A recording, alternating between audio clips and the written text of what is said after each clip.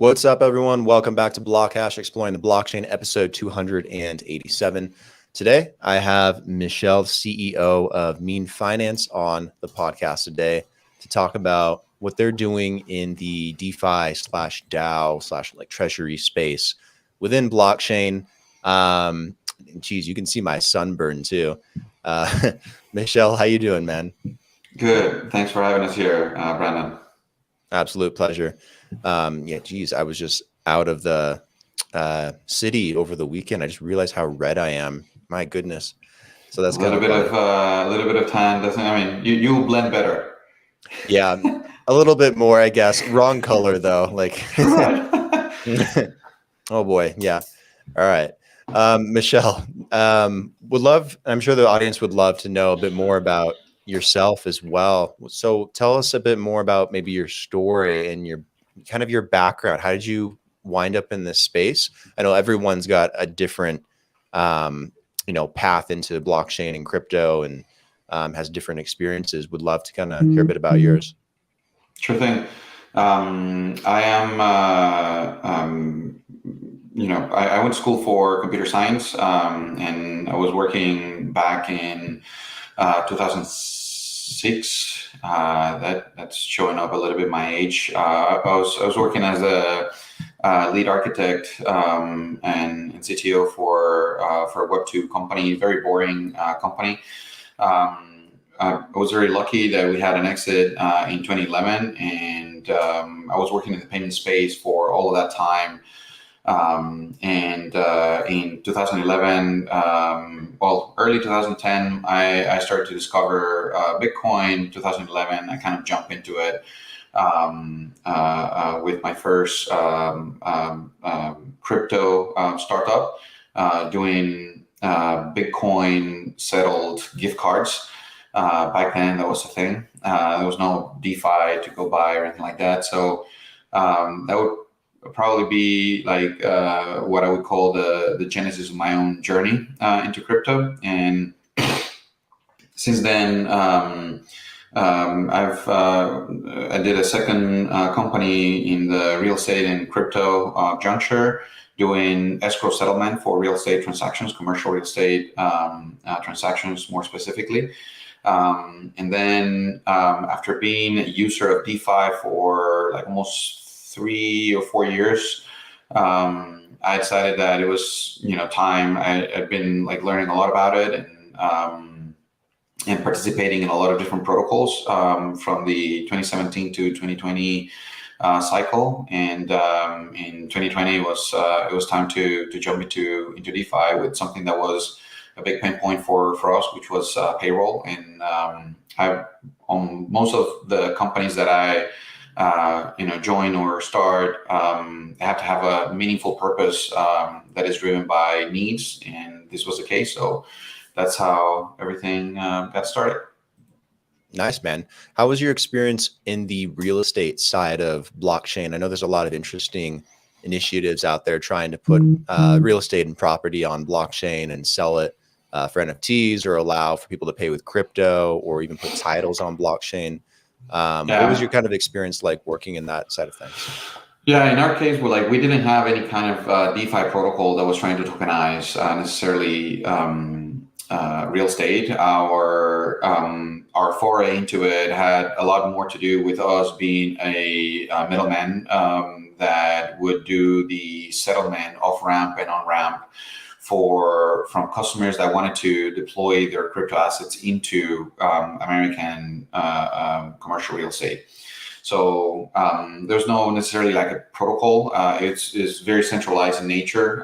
You would have a buyer on one side, usually like an institution or a company or a small business that wanted to diversify some of their assets into American real estate, and they had some crypto assets. And they we acted as the escrow agent, moving things in between crypto and the traditional financing world. So that was the gist of that business. Nice. Was that like based in Miami, or were you in Miami? Yeah. Okay. Yeah, cool. yeah. Nice, man. And now you're kind of in the you said you were interested in, kind of payroll and how people could get paid with crypto. And now you're kind of in the DeFi side of things, almost building out this like crypto treasury almost, or DAO based treasury. Tell me a bit more about what you guys are, building and, kind of how it works. Yep. So when we started the project, like the really starting point of Mean DAO was all based on the very basic need of wanting to do payroll in crypto. So if you think about normally the roadmap of most companies that today are working natively in crypto, many protocols and things like that, they pay out their employees using some form of fiat, either euros or USD or whatever local currency, mostly euros and USD, and those employees need to then go and take that fiat and put them into some centralized exchange, that be Binance, Coinbase, whatever, buy some crypto, off ramp or move that crypto off of the exchange into DeFi to then start deploying capital. So that was exactly what was happening with my team back in when we were doing when a portion of my team that was with me on RealDAX in the previous company.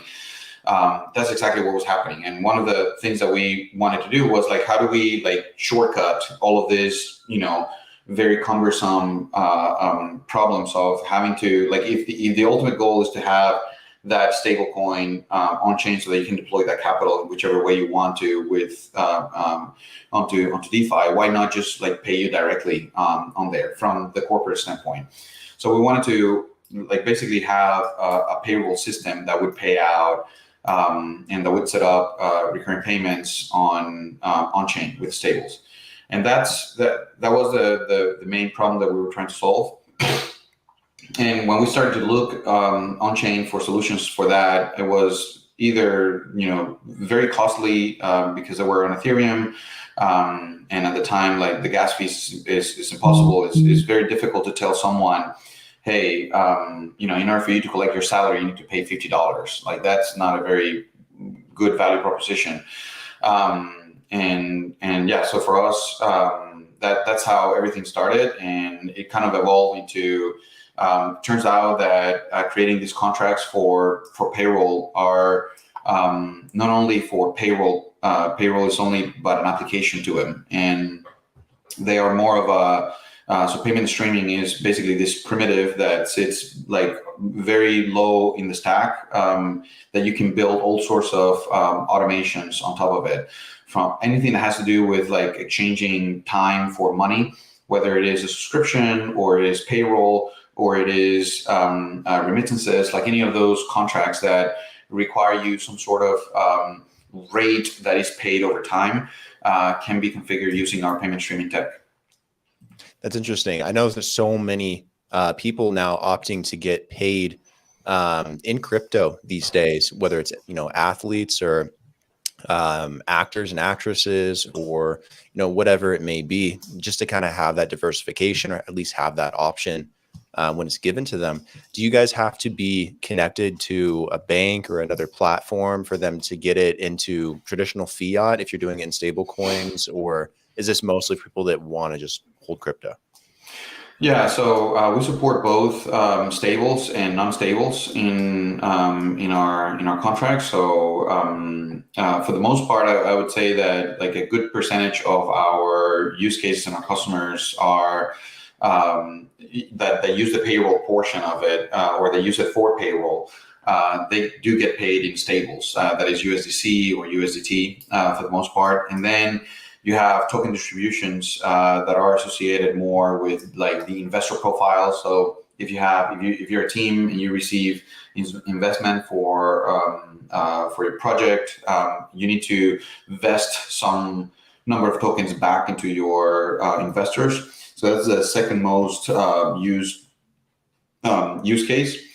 But yeah, you can stream pretty much anything you want, any either, whether it's a token or a stable that is you can do that directly in the platform.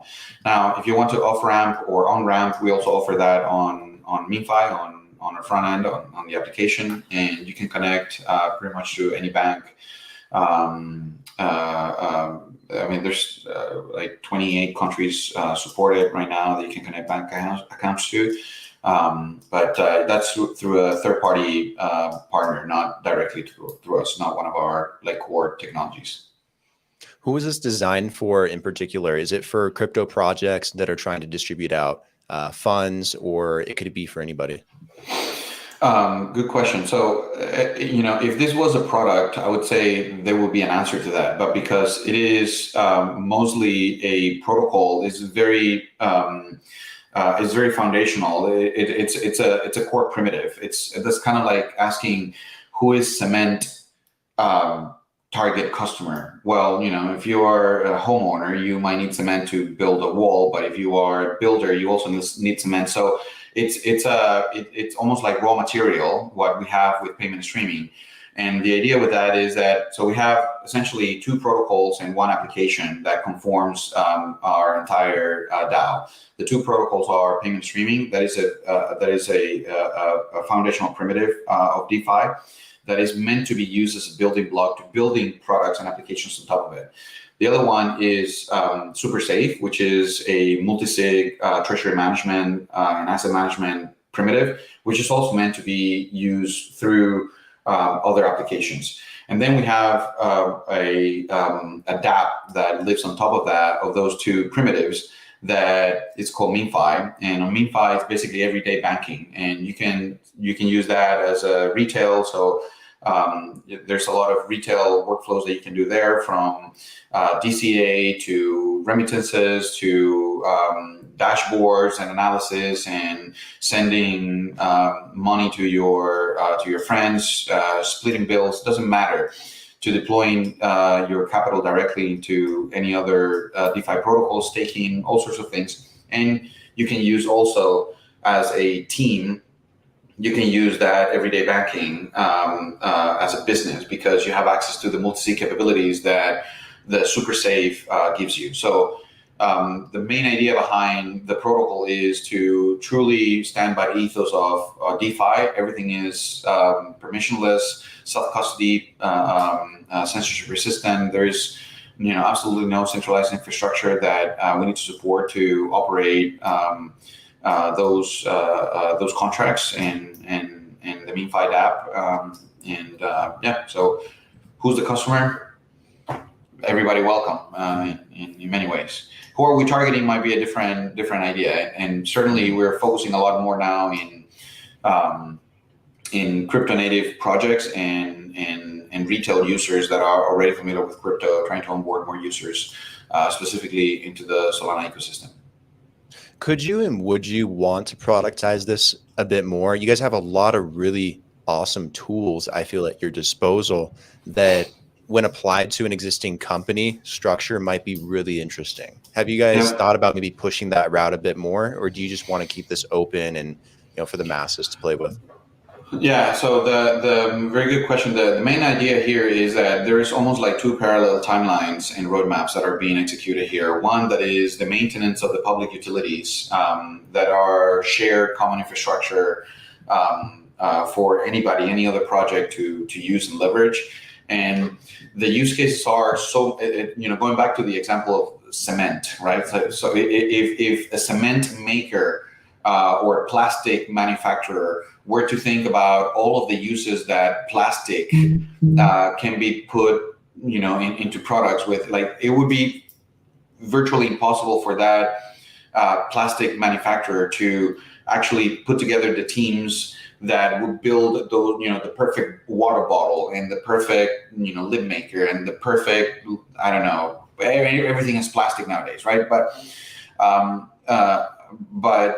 instead, if they focus on bringing other companies and empowering other companies to be able to build products that leverage that raw material, so that's one of our roadmaps is really empowering other teams and other DeFi applications, or just in general crypto teams that are building products in crypto, to leverage our primitive, which are those two, to build whatever they dream of. There's so many use cases. It's impossible for us to even comprehend what people will come up with. Now, on the other hand, because a lot of these things are very primitive and there is so much churn in the DeFi space, especially, it is very early on and very difficult for some of the teams to project themselves forward and try to think, oh well, what is the actual utility of this public primitive, and that's where us building a general purpose DeFi banking infrastructure or DeFi banking application product comes in. That's what MeanFi is filling that gap today. But we would want to keep ourselves as agnostic as possible to be able to power other teams to build their own products and make their own business on top of ours. Yeah, I see so many different ways this could potentially interconnect, or at least allow the expansion or creation of things that are similar in traditional world. For example, like with corporations today with LLCs or what it may be, if you want to do like distributions that are in line with terms or that just pay out to shareholders, or if you're a government entity and you want to do something simpler in the lines of distribution, or I feel like there's some really cool angles there that, maybe this could be applied to in the near future. Yeah, absolutely. We are actively, in talks and in search for teams and partners that want to build the next Intuit, but in a decentralized fashion, or any kind of accounting software for small and medium businesses. Like those are the kinds of things that we can help power very much so. And those, the same way that those teams will need an Amazon sometimes to provide a certain amount of centralized infrastructure, if they want to do DeFi workflows, they would need something like payment streaming, and they would need something like SuperSafe, which is self-custody asset management for small and medium businesses that want to be keeping control of their assets and not giving it to a third-party custodian that might suffer from censorship or lack of privacy from prying eyes. So yeah, that's exactly what we're trying to accomplish. It's a very long road, but we're very bullish and very excited about the future of payment streaming and threshold multisig technologies. Yeah, I think accounting like an Intuit or QuickBooks is like a good example of like what it can become at some point. In terms of security, when you have a bunch of money pooled into a DAO or a treasury like this, that always becomes like one of the most paramount and important things that people think about. How do you guys go about doing security audits? Do you do it internally? Do you outsource it to specific groups? What's your process for that? Yeah, we have both an internal process and an external process for security audits. We use something called Semver for versioning control, and every single commit actually we go through automated security audits by third-party software called Sec3. So every single commit gets audited. We have bots that are also running on every single commit that we do to our code. And then in addition to that, every major release that we do a full manual audit. That means like human audit that, a third-party company takes a few weeks, looks at our code, runs through all of our unit tests, performance tests, regression tests, integration tests, all of those things, and basically publishes security audits. We are currently audited by Certic, which is one of the largest auditors in the space, and as well as Soteria Sec3. Got it. You had also mentioned multisig functionality a little bit ago as well. I've seen a lot of different takes on multisig in the space as well, just more broadly within tech. So the approach that you guys are taking, is it for a single person to have multiple options to have access and for sending and, getting access to the treasury, for example, or is it for having multiple people to prevent one person from taking funds out and, having more of a democratized approach. What's multisig in your eyes? Yeah, so multisig is the idea of moving the responsibility from a single party to multiple parties. So if you think about externally owned accounts, or basically what you use every day with wallets like MetaMask or Phantom, or basically any Web3 wallet, those are so there is an intrinsic trust relationship that you need to establish between you, the human operating that wallet, and the wallet maker, the software that is actually building that, because that software does have access to your private keys by way of them being the software itself, the wallet itself being the one that creates that key phrase, right? So that mnemonic phrase.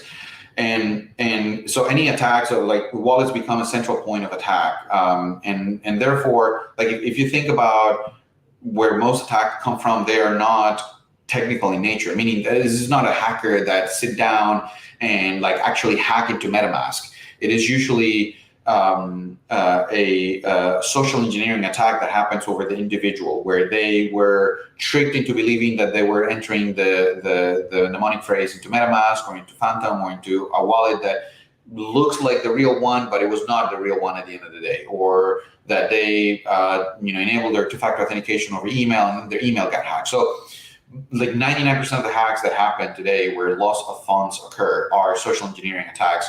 And so it stands to reason that the only way to prevent those is not by adding more technology and adding more complexity, like hardware wallets and all sorts of complications to the way that you secure your keys, because your keys are pretty secure the way that they are today with the technology that we have. What is not secure is the individual. So the solution that you need to, kind of frame, if you're being social engineered out of your funds, is that you need to come up with a solution that is also a social engineering solution.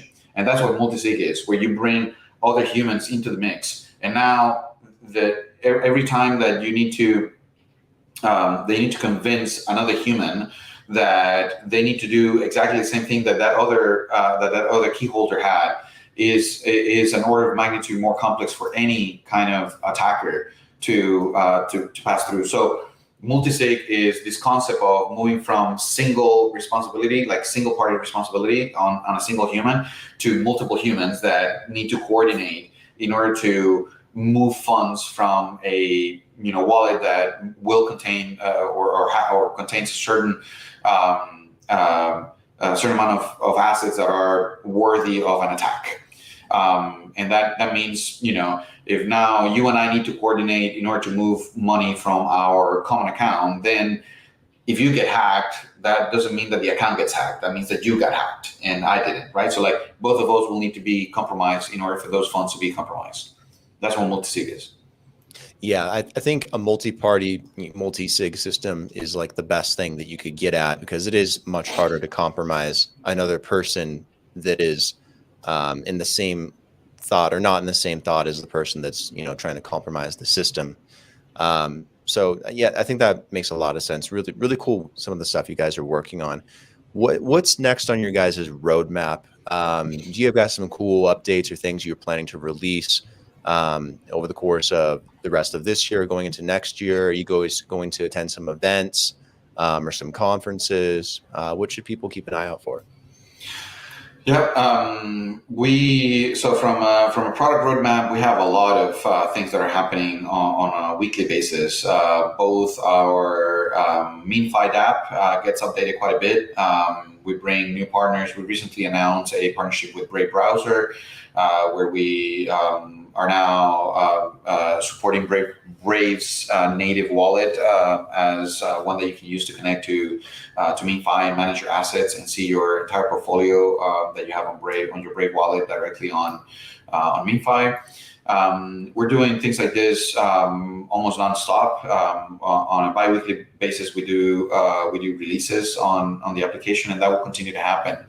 Some of the major milestones that we have ahead of us are, we're in the process right now of, there's actually like an ongoing proposal and discussion that we have in the DAO to spin off Super Safe into its own separate product. So we're really excited about that because it's going to give us a lot of like focus to be able to focus on multi-chain threshold multisigs for everybody that are not only for teams and even individuals that want to manage cross-chain assets in a multi-signature way, and bringing support for EVM, non-EVMs, and UXEO chain. So really excited about that. That's going to take a good bunch of the next 2 quarters, give or take, just to do that split.